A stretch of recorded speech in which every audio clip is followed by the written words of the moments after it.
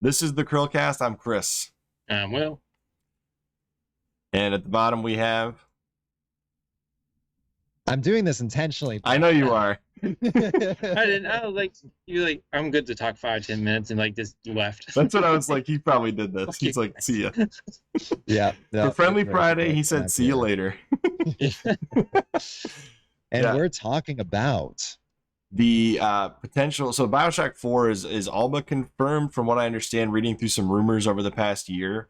And I've meant to talk about this for a while now. Maybe I'm just making that up. I meant to talk about this for a while. Somebody said it was canceled, and then somebody said no, it's still on, and so it's kind of all over the place with what's going on with BioShock as a franchise. But in general speaking, 4 is likely coming at some point, and people keep asking, where is it? Well, I don't want to know where the game is. I want to know where we're going to be seeing the next BioShock take place. And what do you guys want to say about that? What kind of thoughts do you guys have on a BioShock game after number 3, or rather Infinite? I think it taking place on the moon would honestly be perfect, because they could just have it based off of like 50s, 60s architecture. And it would be a very similar feeling game as the first one, just in the moon. And the thing is, you already have like a spacesuit looking dude with the big daddies. So I think that would be kind of perfect, honestly. there's a big elephant in the room though, and that is a new BioShock game kind of has come out called Prey. And it takes place in space, very sci-fi bent, very overtly inspired. We're not going to talk about that one.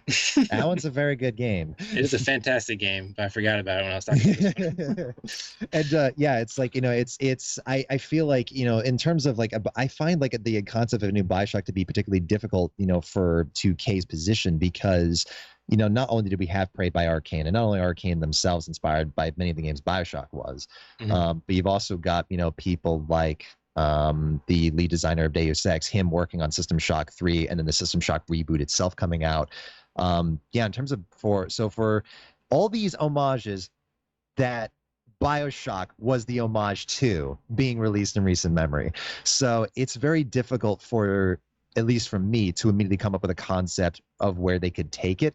I'm not sure if a sci-fi bent is the one to, and to more lean into their alternate history. But I mean, obviously, Infinite was one of those situations where it just made sense. Oh, you made a game in C, where I was like, whoa, the sky. Like, my monkey brain can put 2 and 2 together and say, oh, yeah, it makes sense. In terms of where to take it from there, though, it's a little bit more difficult.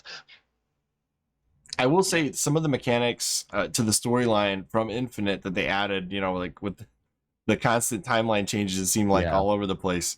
I feel like you have a lot of open-ended areas you could re-explore. And I'll be honest with you, after Halo 3 came out, I wasn't even sure where they were going to go with Halo 4. Like, I was like, they can't make another game, Halo 3. Yeah. That was my brain at the time, right? It's what we all think. And then, we see the new idea, and they're like, oh, yeah, totally. It just makes sense. It's like, what if they had a game where you're trying to stop Rapture from ever happening? What I think you're leaning into what I think absolutely could be, because, like, okay, imagine 2K comes out and the new game is just called BioShock. And then people are like, what the fuck? Why? Stop with this rebooting title bullshit. But then they'll try to justify and say that essentially the whole premise is that you are leaping through different parallel worlds in lines within something like Rapture. And maybe there's like another city or something like that along with it, or a connection to the lighthouse, etc. There's definitely things that they could essentially use the framework of the world to tell a time travel story, which Infinite did lead into, but Infinite did it's more of a personal character journey rather than something that is more world-based. Yeah, actually, having them take the concept of Rapture and build a new Rapture 2, like maybe somebody in years in the future, like really thought Rapture was a great idea, and then that's how they reintroduced BioShock. Maybe I wouldn't go into that, but maybe a Rapture out of necessity. But then the other thing too is that's Soma. Yeah. So it's difficult. They're in a tight spot, and I wonder, because I mean, obviously the BioShock name has a lot of notoriety and recognition, and even though Infinite at this point is more of a mixed title in terms of discourse, in terms of how people discuss it. I mean, it's a name that anyone immediately recognizes, and if they could find a world that is as immediately distinct as Columbia or Rapture, then the marketing will essentially do itself. Yeah, I definitely agree with that.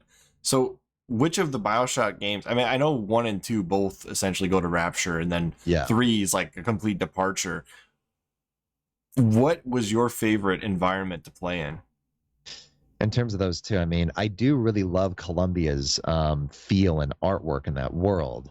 Mhm. But I mean, in terms of the iconography of the series, I definitely think when you say BioShock, people think Rapture. Yes. Yeah. I mean, for good reason too, because the first time you get into Rapture, like it's just so atmospheric. You know, Mhm. you're under the water, you see the fish and the whales and stuff swimming by, and then like hearing the big daddies, but you can't see them, but you hear them like walk into the facilities. There's just nothing that comes close to that feeling. Mhm. And even though they're both alternate historical plots, BioShock has a lot more of confrontations of things from much farther in the past than in Infinite. Yeah. Which is And probably Infinite becomes more and more controversial, I feel like, as time goes on. yeah. Yep. I kind of like the idea you mentioned where you're kind of following the events of the 3 games, following through the timelines. It might be interesting if you were to have like this side story to BioShock where you're kind of following the events of the games, but you're following them out of order, jumping through the different spaces in time. Yeah, the other difficult part too is the Burial at Sea DLCs for Infinite that connected everything together. I think in many ways they might honestly be better off. As much as I don't like the reboot concept with a lot of things, they might be better off going with that route because there would just be, at this point, there's now a fixed, even though there's holes in it and stuff like that, there's a fixed narrative to all 3 BioShock games now. So maybe they would want to just let go of those constraints. Because with those constraints, they're basically forced to build a new world that is going to have to rival Columbia or Rapture. And they might think it's better off to just, especially because it's been so long since a new BioShock game, they might be better off just kind of doing the Modern Warfare thing where they just have the same iconography and pieces, just reorganized and retold. Fair enough. That's fair. And a good friend of our channel actually did the entire BioShock timeline in his videos. I don't know if you ever heard of Skyrayan. I have not, but I mean, I'm always looking for good content. Skyrayan does great content, but some of his biggest videos he does are the timeline videos, and he actually went through and made the BioShock timeline, part 1, part 2, part 3, the canonical order of the events that happened in the games to the best of his ability, and it's about an hour total between the 3 videos. Definitely worth your time to watch if you haven't seen it. So anyways, I guess that's all I've got to say. I'm just curious to see what they do if then when they actually release another BioShock game. I've recently actually taken a dive into the games, a dive, haha, whatever. You're a game journalist writer now. Yeah. That was great. That worked on so many levels. But I definitely want to thank Raycevick for his time on our podcast. It's been a lot of fun. Yes, thank you.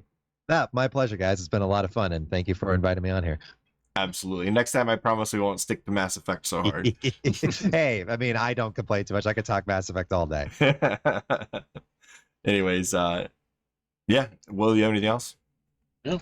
Thanks for coming on. Yeah, thank you very much. Thank you for having me. And we'll have to bring you back on some other time. It'd be fun. So, yeah, maybe bring Experion or whatever, and I can roast him about Dead Rising 4. Yes, I would love to do that. Will can take the neutral side, and you and I can take the Dead Rising 4's okay side. I like it. As always, I'm Chris. Will. He cut out again. No, it's uncomfortable.